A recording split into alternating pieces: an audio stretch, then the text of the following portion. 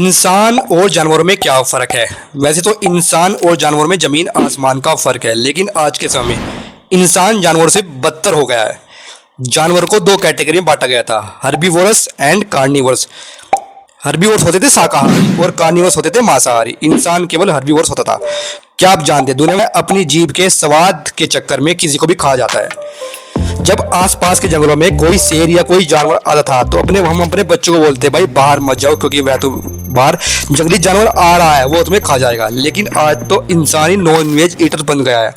वो हर जानवर का मांस खा जाता है, केवल एक जीभ के स्वाद के चक्कर में। एक शोध के मुताबिक 80% लोग इंडिया के अंदर नॉन वेज ईटर्स हैं, यानी कि मांस खाते हैं।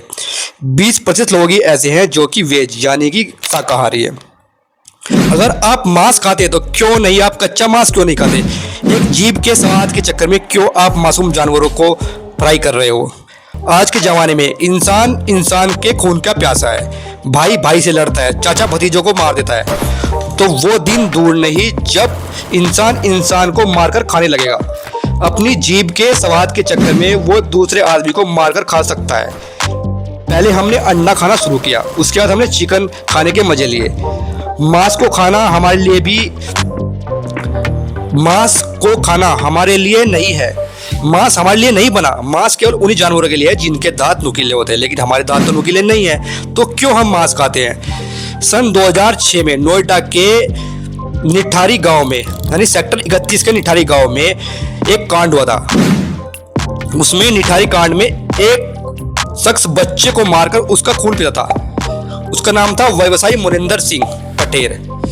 मोनिंदर सिंह की पटेर की कोठी नंबर D5 के पीछे बहने वाले नाले में पुलिस को कई नरकंकाल मिले। ये नरकंकाल बच्चों और लड़कियों के थे।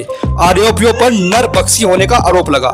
इलाहाबाद हाई कोर्ट ने निठारी कांड के आरोपियों को यह कहकर बरी कर दिया कि उनके खिलाफ कोई सबूत नहीं मिला। तो ये है मांस खाने वाला नॉन वेज ईटर।